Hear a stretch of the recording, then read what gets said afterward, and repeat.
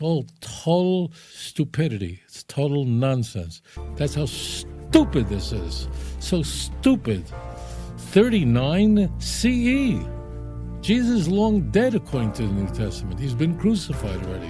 This is so stupid.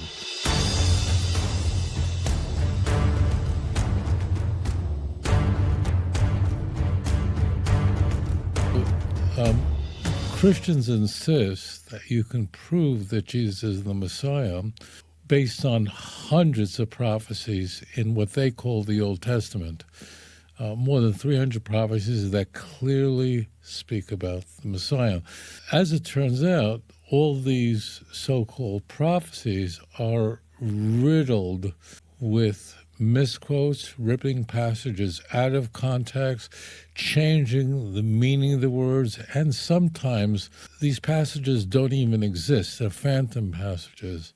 We're going to explore one of the most famous passages, and that's Daniel 9, where missionaries claim that essentially in the last 4 verses of this chapter, we have the precise dating for when Jesus would be crucified. Daniel 9 begins with Daniel being very curious about why a prophecy, in his view, is not being fulfilled. He's scratching his head trying to understand 2 prophecies in Jeremiah, 25:12 and 29:10, and the key is that he conflates the 2.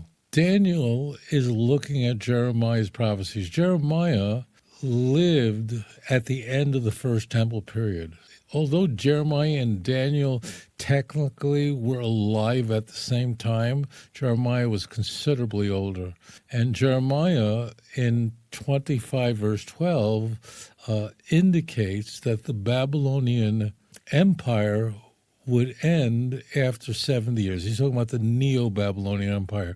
The context of Jeremiah 25 is Jeremiah is seeking to persuade the Jews of his time not to rebel against Bavel, not to rebel against Babylon, against Nebuchadnezzar.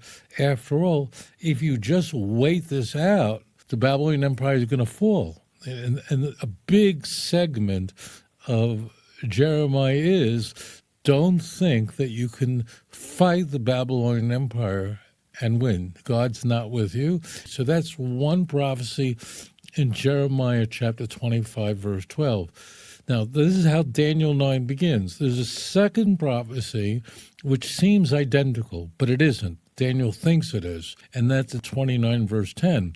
It's also a 70-year prophecy, but it's a prophecy of the Jewish people returning back to the land of Israel after 70 years. And as you can imagine, when the Babylonian Empire collapses and Darius the Mede emerges, and that's what we're introduced to in the beginning of Daniel 9, verse 1, Daniel has a conundrum, and the conundrum is the Babylonian Empire has collapsed.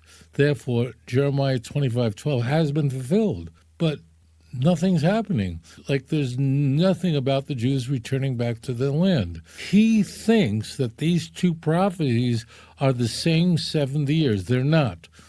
And the angel Gabriel is going to come to explain to him what these prophecies mean and what time periods they are. Finally, Gabriel is there to explain to him the course of 490 years of period of history. He's going to explain to him what is going to happen and help him grasp these 2 prophecies, which are similar, but they're not the same. They overlap for about 50 years. I have a chart of this in my book, Let's Get Biblical.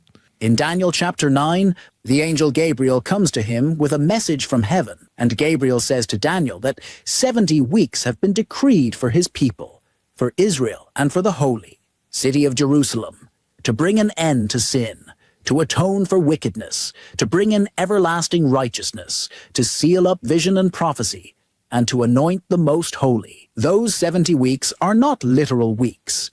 They are 70 sevens, and almost every scholar agrees this refers to 70 sets of 7 years, which is 490 years total. So it's very interesting. In this first segment, this is actually correct. It's a 490-year period that comes into view.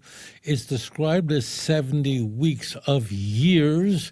The reason why in the book of Daniel, a week of years means 7 years, so every day is a year. It's using the Shemitah language of Leviticus chapter 25. One key point is that he's saying that the Messiah is supposed to do all these things, and whoever this narrator is quoting Daniel 9 accurately. The only problem is, when you lie, you create a bigger problem, right? So one of the reasons we tell the truth is because God wants us to tell the truth. The Torah says, stay away from lying, b'dvar sheker tirchok. We don't want to lie. But maybe the 10th reason why we don't lie is we don't want to get into trouble. And when you lie, you do because you get caught up in lies, right? And so we see the lie here, and that is what is supposed to happen at the culmination of 490 years is a period is launched in which sin comes to an end. That's what the narrator is saying. Well, if we're to read these passages the way the narrator says, then Jesus can't be the Messiah, because as it turns out, sin did not come to an end when Jesus died. In fact, the last I looked, sin is doing amazing. Prophecy also has not been fulfilled. There's not world peace, the worldwide knowledge of God, the ingathering, the exiles, the building of the temple. So if we take Daniel 9 in the way that this narrator is proposing, he's created a bigger problem for himself because Jesus didn't do any of those things. Sin still exists. In fact, Christians don't believe that even Christians don't sin anymore. Christians just insist that Jesus died for the sins that people are committing. And this is what happens when you make stuff up. Just a big disclosure here, this whole notion of using Daniel 9 to prove that Jesus was crucified at the precise time prophesied is not even in the Christian Bible. I mean, imagine if the writers of the Gospels or Paul thought that Daniel 9 was a prophecy of when the Messiah was supposed to be crucified and died. Don't you think they would quote this number system? Now, part of Daniel 9 does appear in the Christian Bible, but not this part. This is a later Christian invention, 2nd century, when Christians started marshaling, abusing, misappropriating this chapter in order to prove that the Messiah was supposed to be killed after a period of 483 years, as you will see in a moment. Let's go to clip number 2. And then Gabriel gets even more specific, saying that from the decree to rebuild Jerusalem until the coming of Messiah the Prince, there will be 7 weeks and 62 weeks. That's 69 sevens, or 483 years, and after that time, Messiah will be cut off and have nothing. In other words, he will be killed. This is very, very critical that you understand that this passage has literally been raped. I know that's a very strong term. The text actually says, going forth of the word until the Mashiach Nogid will be 7 weeks. That's a stop. That's a full stop. So there are actually 2 anointed ones that come into view here.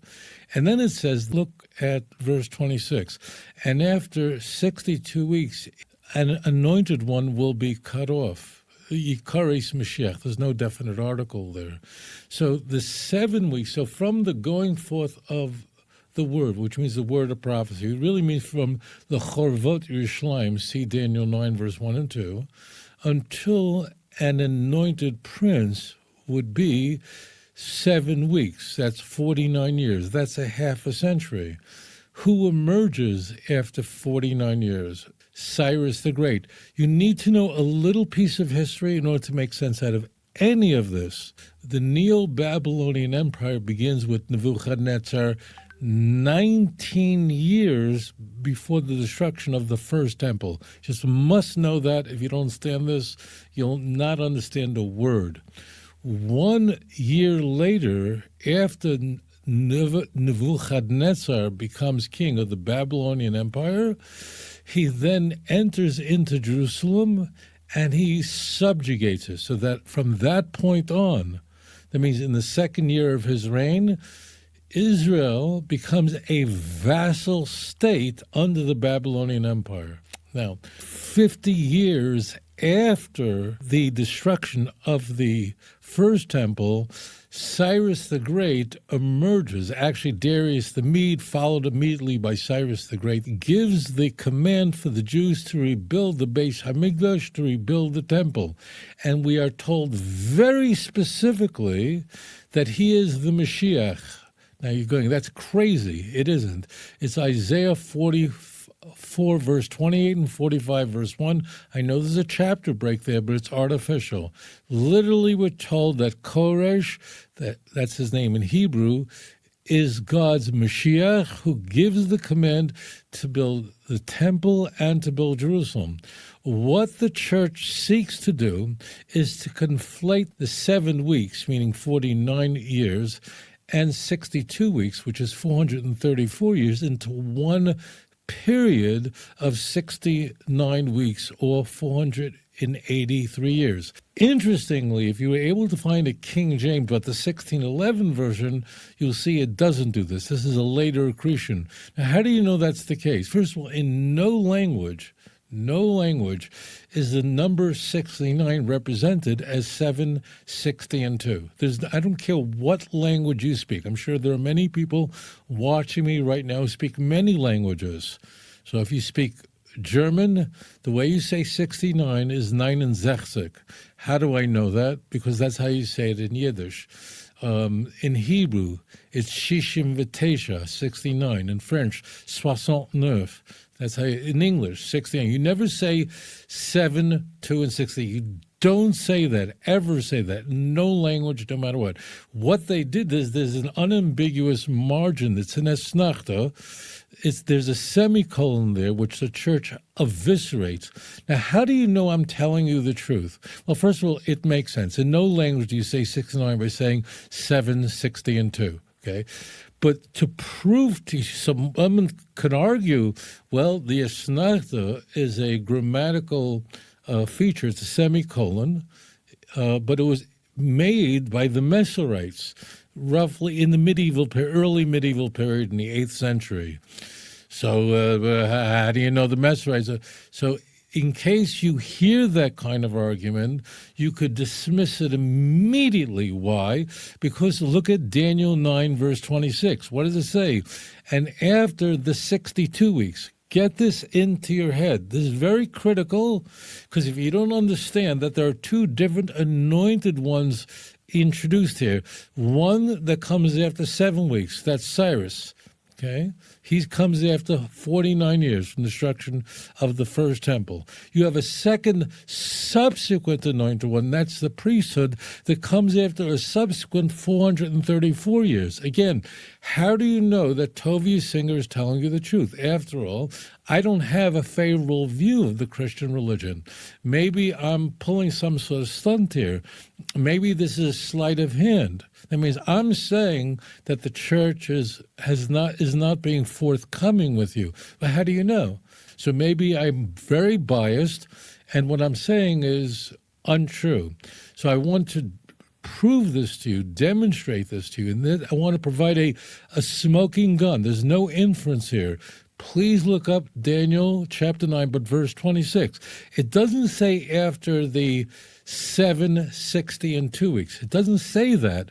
It says after the 62 weeks. So you know these are 2 separate time periods with 2 separate anointed ones. Daniel is told centuries in advance that from the time a decree goes out to rebuild Jerusalem, you can count forward 483 years, and that's when Messiah will appear. And after that, he will be killed.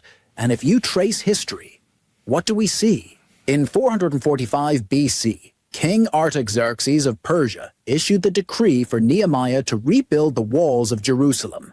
And if you count forward 483 years on the Jewish calendar, guess where you land?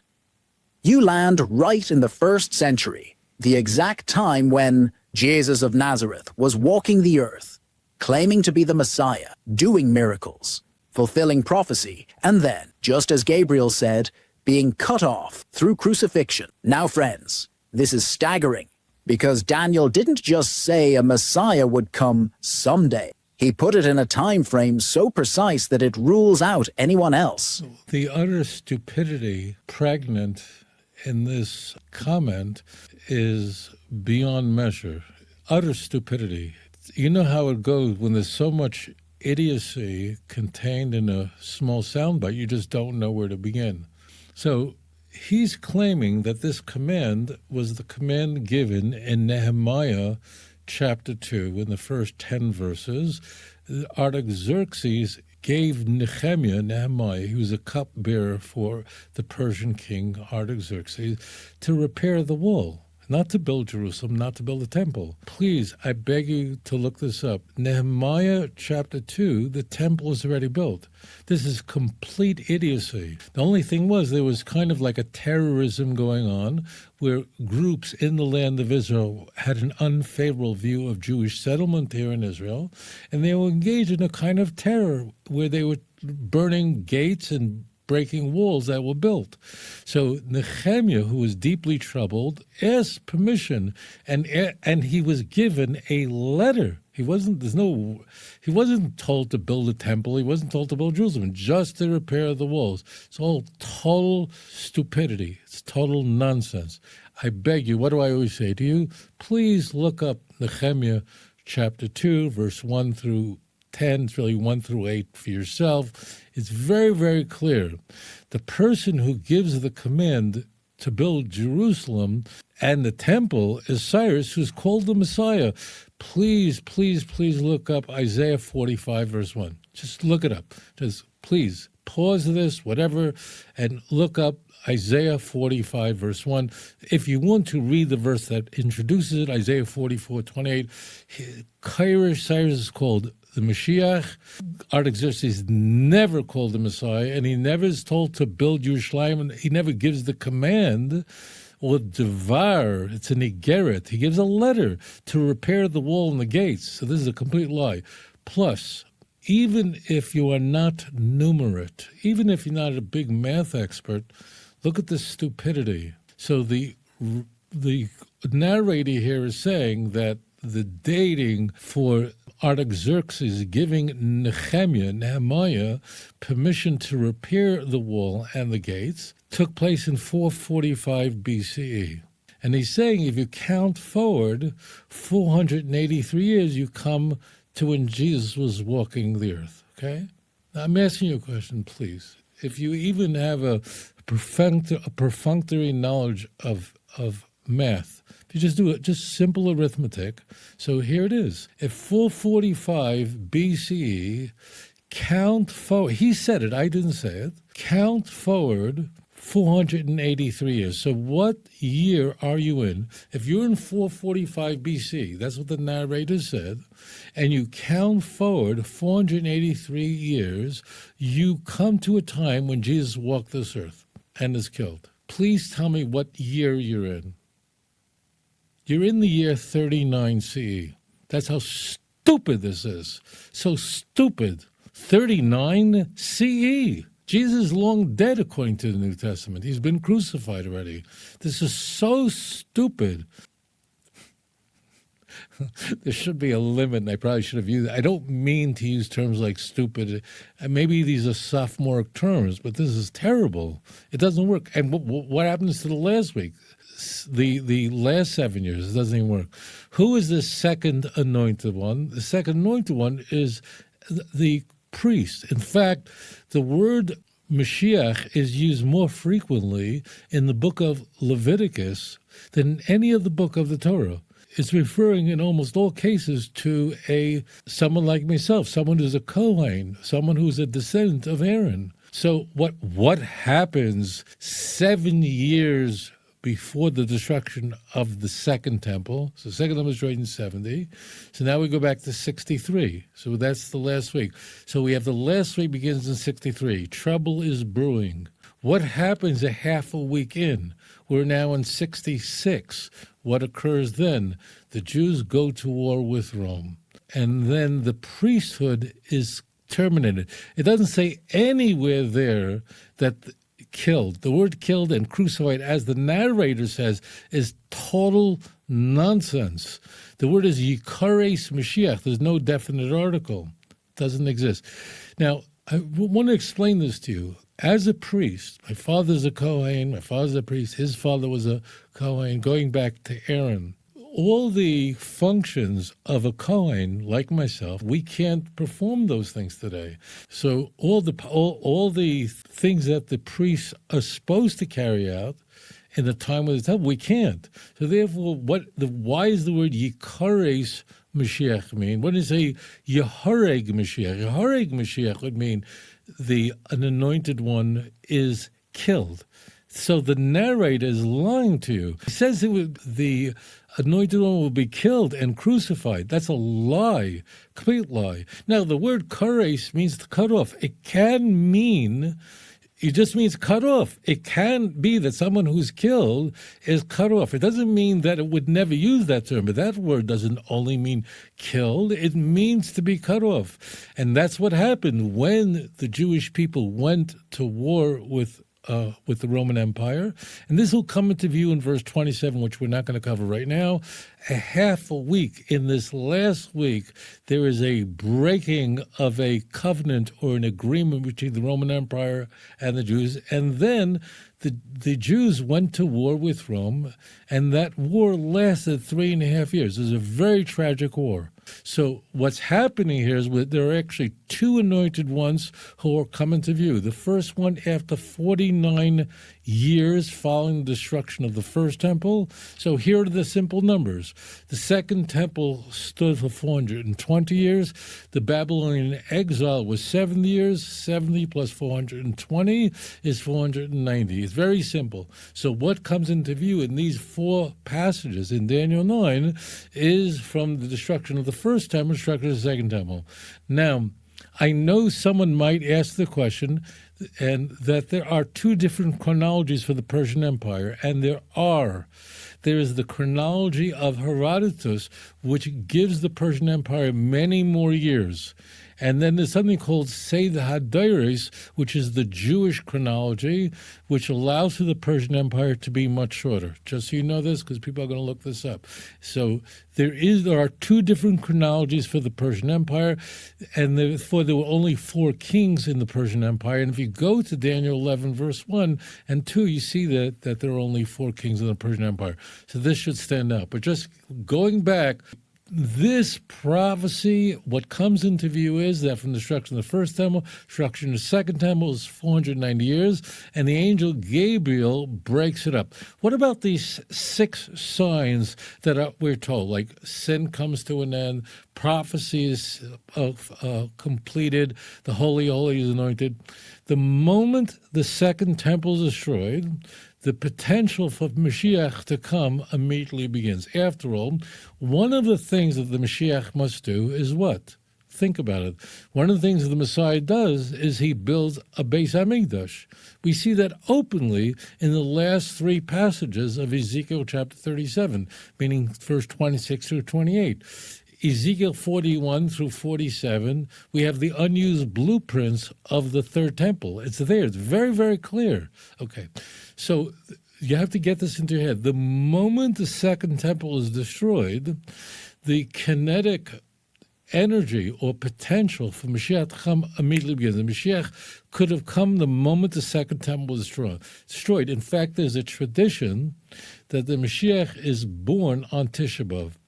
I personally don't take this literally. Some people do. It's not relevant. It's not germane. The key is that on the ninth day of Av, the 9th day of the 5th month, is a day in which both temples were destroyed. And therefore, the moment the temple is destroyed, Mashiach is born. Meaning, Mashiach could have come immediately. However, in every generation, the there was a failure to trigger the coming of the Messiah. More specifically, there was a failure to trigger Isaiah 59, verse 20, where we're told that a Redeemer will come to Zion, will come to those in Jacob who repent. It's a very famous chapter, which Paul is going to misappropriate and misconstrue and mistranslate in Romans chapter 11, verse 26. I don't want to talk about that now. So it's very important that the moment the second temple was destroyed, Mashiach could have come at any moment. So it was then ready. It's ready to be launched. There are 6 things that are there that the Mashiach will bring about. One of them is the end of sin. And the narrator, foolishly, even announces this grievous problem. Mashiach is supposed to bring about the end of sin. When Mashiach comes, no one will sin intentionally. The only sins that will exist is unintentional sins, not sins of rebellion, and that's what's in view here. So Jesus didn't even do this. He didn't fulfill all prophecy, and he didn't end sin. So if this is talking about Mashiach, then Christianity has to be a false religion. What am I trying to convey to you, my dear brothers and sisters? You have to go to the original. One other point. This is very critical. The word Messiah is used here, and we use the word Messiah. The word Mashiach appears 39 times in the Hebrew Bible. Okay? Here's the big surprise. You must know this or you'll be fooled immediately. And that is, in none of those 39 times, they're referring to who you and I refer to as the Mashiach. It means someone who's anointed, like Cyrus, like the priests, like kings. Okay, so it's very important. Today, in our conventional language, we use the word Mashiach to describe the final Davidic heir to the throne who will bring about the redemption, the eschatological anointed one. We do. But in Tanakh, that's not the case at all. And here is the twist. Here is the scam. Here is the prop. But you have to listen very carefully or you're going to be easily fooled here. Listen like you've never listened in your life. When the word Mashiach appears, as I told you, it appears 39 times in the Hebrew Bible with different prefixes, suffixes. It happens to be there's no definite article here in Daniel 9. The Christian Bibles do insert the definite article, but it's phantom, it's fake, it's not there. Listen very carefully. In 37 places where the word Mashiach appears in the Hebrew Bible, the Christian translators render it as an anointed one. Got it? But only here in Daniel 9, where the word appears in Daniel 9, 25 and 26, only there do they translate it as Messiah. I'm not kidding. Please don't trust me. I know some of you like me and say nice things about me, and I'd like you to stop liking me for a moment. I like to be liked. I'm not crazy. But you must not trust me. You must look this up yourself, and with the computer, you can look this up in a second. So what the Christian Bibles do, the chicanery they engage in, the smoke and mirrors is that in 37 times, like Isaiah 45, verse 1, how is the word Mashiach translated there in all the Christian Bibles as anointed? Cyrus is called anointed. But what the trick, it's just, all it is to be able to get you to look here, as all magicians do. They want to deflect your attention here, and meanwhile, what they're doing is going on here. The deception is going on here. That's the distraction. So the distraction that's employed by the church is only in Daniel 9 is the word Mashiach translated as Messiah. And then it's given a capital M. Please look it up for yourself. There are no capitals in the Hebrew language. Now you had ChatGPT or whatever AI programs. You can look up what I'm saying. You don't even have to look it up. It's so easy to look up the scam that's going on here. So only in Daniel 9 is Mashiach translated as Messiah by the Christian Bibles. They then put a capital M there, which doesn't even exist in Hebrew. That's completely a human creation, to put a capital. That's a commentary. And then to make it harder for you, Kinderlach, to make it more difficult for you to be able to see through the smoke and mirrors, they insert a definite article. It says the Messiah in the King James, in the New International Version. They put the definite article there. But if you go to the Hebrew, there's no definite article. So it reads the Messiah. You have no chance. I say this is why I like Christians, why I care about them, why I devote my life to them, even though they think I hate them, I love them. They have no chance because they're not going to the original Hebrew. They're relying on the American Standard Version, the New International Version, the King James Version. They have no chance unpacking this. Go back to the original. It's a gorgeous chapter. The whole chapter begins with Daniel praying for when the temple will be built. I'll end with this. The whole chapter is Daniel's prayer for the return of the Jewish people to the land and to build a temple. Daniel's fear is that because of a passage in Leviticus 26, verse 18, the original prophecy of a 70-year exile was multiplied by 7. That's the curse in Leviticus 26, verse 18. That if you continue to sin, I will multiply your punishment 7 times. So what Daniel's fear and why he launches to this ecstatic prayer is he thinks that's what happened. The Babylonian Empire comes to an end after 70 years, fulfilling Jeremiah 25, verse 12. But the Jews don't return back to their land as prophesied in Jeremiah 29, verse 10, because the curse of 70 years, or the punishment of 70 years, is multiplied 490 years. That's why he refers to earlier on in the chapter, he refers to the curse of the law. If you understand your Bible, no missionary will ever be able to rob you of a relationship with God. Thank you. If you enjoyed this program, please like and subscribe. אדון עולם אשר מלך בטרם כל יציר נברא לעת נעשה בחפצו כל